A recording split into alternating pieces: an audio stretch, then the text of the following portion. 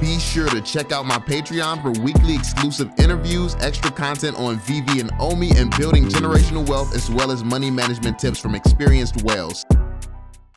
Yo, what is going on, y'all? I'm Cavell Anderson, and we are back with another Veve and Ecomi video.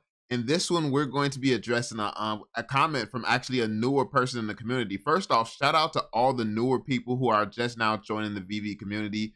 I don't know how you found it. Like, in the comment section down below, let me know how you're finding Veve, what's getting you interested, and why you're in the community. What's your goals? What's your objectives? And also share your understanding of what you feel Veve is, what you envision it being in the future, and things like that. Because I'm genuinely curious, all the newer people joining, what's getting you in? Like, what's making you make that leap? Because I actually got an interesting comment, and this person didn't even really know about the plans for the metaverse and what it's supposed to be, and all the things that basically made me invest like a year plus ago. All that stuff, they don't know any of that stuff, and they're still finding it valuable. Obviously, the IP. Is it just IP? Is IP that OP? Like, let me know in the comment section. But yeah, that being said, before we jump into the comment that I'm going to be addressing in this video, be sure to drop that thumbs up, subscribe, and turn on notifications so you stay updated with everything we drop here on the channel. So, that being said, the comment that I got was, I thought Veve was about collecting, but you're saying it should be about gaming. I don't get it. How would you compete with someone with a stamp collection, art collection, or coin collections? I'm new here, so maybe just not well informed on what collectibles mean. So basically, you got to look at it from this perspective. The reason that they use the term collectibles so much now is because they can't use NFT because it's a lot of regulation and red tape and uncertainty around that term.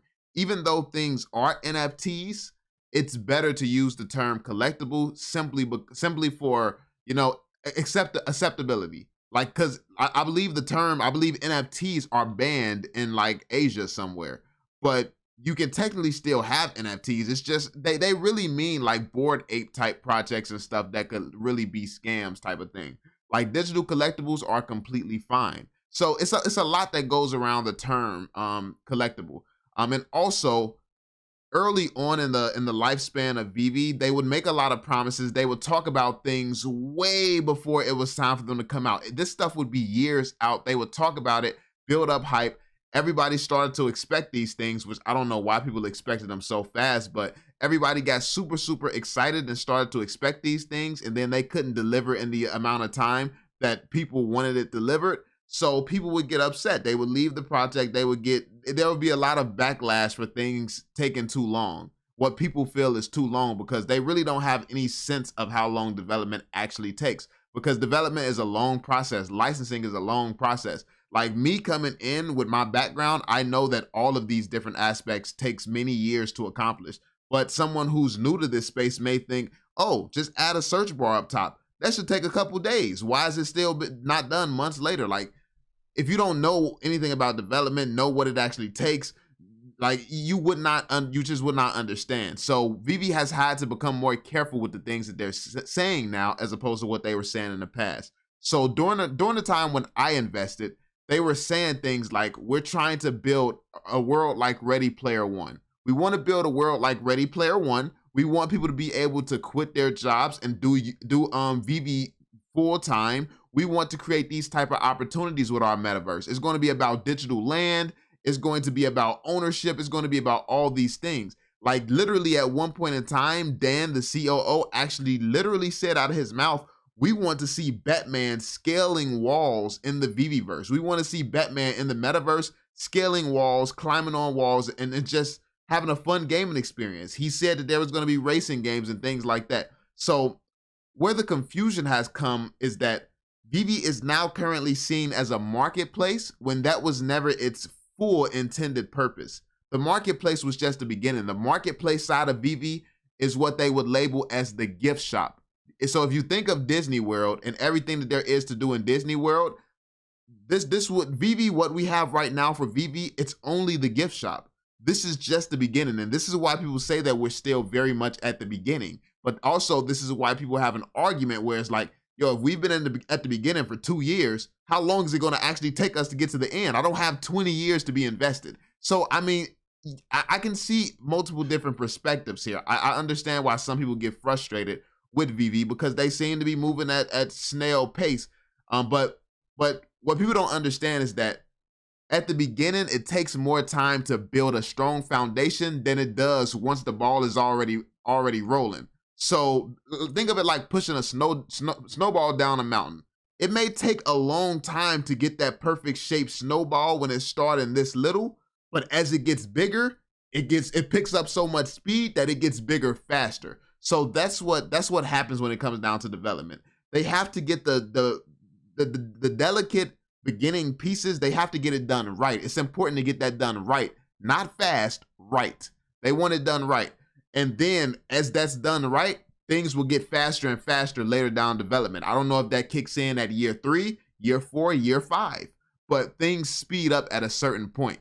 So Veve is not about just the collectibles aspects, even though that's how they have to market themselves. That's the position that they have to take from a business perspective. But what their overall goal is the experience surrounding the collectibles. So collectibles are cool in themselves. Like obviously David Yu's a big collector. He just likes to collect these things and hold them because you know the significance of that history. But at the same time, the best part about NFTs, the metaverse age, this digital world, the reason that there's even going to be land on the Veveverse is because with digital assets, you can actually create an experience around this. You can create mini games. You can create big old like super games like Call of Duty type stuff. Obviously, that's many years out, but you can do this stuff. Like that stuff is possible thanks to this technology that we're using right now. So what Veve as a company is going to be doing outside of just being a marketplace, because like I said, this is so small that it's just a gift shop. What they're going to be doing is being worried about the experience. So if we're going to have concerts in the Veveverse, that's part of the experience. They're going to need to create centers and stuff where artists can come and perform and have these concerts. There's going to be games. There's going to be ways and reasons for us to rent our NFTs out. The only, like, people are not going to be renting NFTs because they want to take a picture with it. Yeah, there may be those scenarios where you want to have certain, pictures or something like that, but that's the smallest reason that people are going to ever be renting a collectible. Like, it just doesn't really make sense. Like, who wants to pose with something that they don't own? Like, I mean, you do it all the time in real life. Like, if you at the Eiffel Tower, you're gonna take a picture there or something, but it's different. Like, it's not in a metaverse, Like, you can just take a picture with someone else's or something. So, yeah, at the end of the day, Veve is going to be creating these experiences surrounding the collectibles, and that's what's going to drive value to certain things. That's what's going to make things more desirable. That's what Veve is going to be about. It's about what you can do once you buy these collectibles. The reason that they don't talk about this as much and preach about this as much and things like that and reveal too much on that end is because they probably have no idea when they'll be able to fully deliver the type of experience that they're planning to. Their literal words was Ready Player One level, and that has never been created in human history. No company has ever created that in human history, and Veve, a startup, it's a big ask to have Veve be the company to do that. Obviously, with their partnership abilities and the way that they can keep forming these partnerships, they could have a strategic partner and partner with the right person who is capable of doing that, which Disney looks like they could be that person. Disney could be the people that they need to partner with to make that happen. But we don't have any more details or information on that. So Veve is about collecting, but it's not just about collecting. This new age of collecting and new age of collectors, I believe, is going to switch over to utility based, because at no point in history has collectibles had utility. Now we're moving towards an age where this technology is designed to have utility. These are designed to be able to do something else with them, as opposed to back in the day, a comic book was just enough because that's what happened historically. Now, you'll have some of these diehard collectors that'll tell you, oh, these NFTs don't need to do anything. They don't need to have utility. Look at this Charizard. Look at what that's selling for in the physical world. Look at what this comic book is selling for. And you can't even take it out of the wrapper. Yes, history is valuable. History is always going to be valuable. But what you have to understand is we have lived in a world up until this point where people did not expect utility from everything. What we're moving into and what the NFT technology has allowed for is a world that demands utility for everything. Like play to earn games.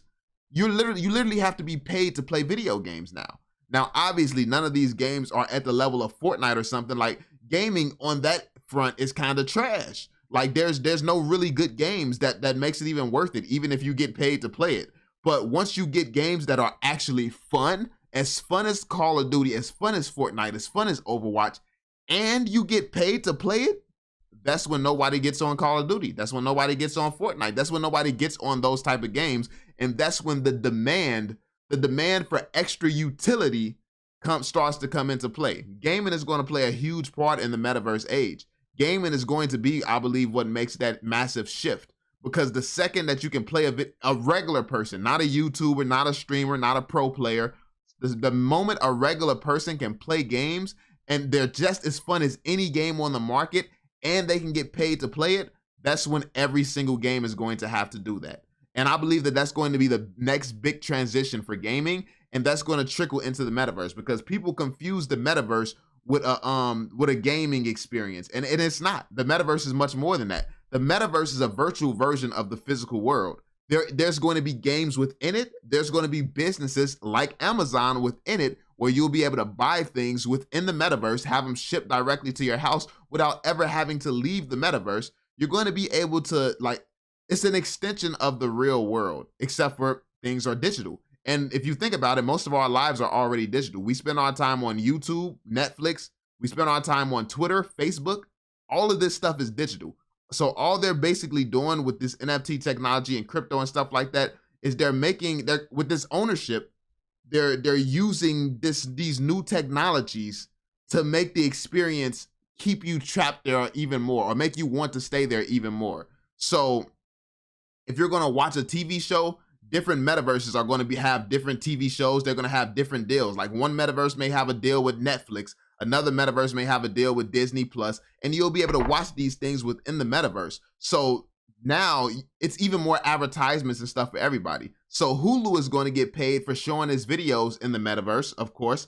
And then whoever owns the metaverse, whether it's the Veveverse or something, Veve can get paid for sponsorships. Like, because you had to walk through Veve's metaverse and see all these advertisements before you got to the Hulu section or the Netflix section, Veve is going to make more money from that as well. And then there's going to be opportunities for the casual user to actually make money as well, whether it's playing a pay to earn game or whatever. So yeah, like this is basically a little bit of the bigger vision of where Veve is going, or where they presented that they wanted to go early on. Now, this is the stuff that don't get talked about. People don't ask these type of questions and things like that anymore, but it's personally what I'm most interested in. Do they still have these plans? Is it realistic that they can accomplish it? Because we have not heard much about it. I'm happy that they're doing all these events and the community's coming together. They're enjoying this in the physical world, but I care more about the digital world. I invested in this because of the Ready Player One aspects, because of the future and what's possible with the massive IPs that they're going to have.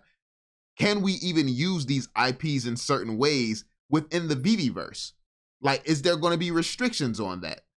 Because that's very important to know and understand as well. Because if there's if the Veveverse is really just going to be like, their IP is going to be secondary, and Veve is going to have its own original characters, how is that going to tie into the collectibles?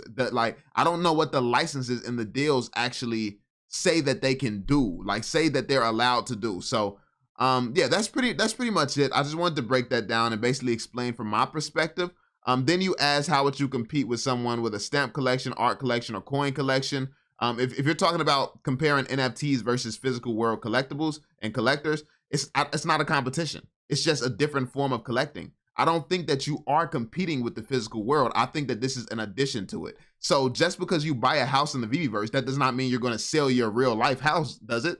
So I don't think that it should be seen as this thing where it's competing. This is just a new age world where there's going to be a lot of opportunity, because most of our lives are already on the internet as it is. So this is a new place to get in early and have your position set for when the broader world starts to trickle into the metaverse. But yeah, there we have it. Let me know any more questions and thoughts that you all are having in the comment section right now, y'all. Be sure to drop that thumbs up, subscribe, and turn on notifications, and I will catch you all on the next one. Peace out, fam.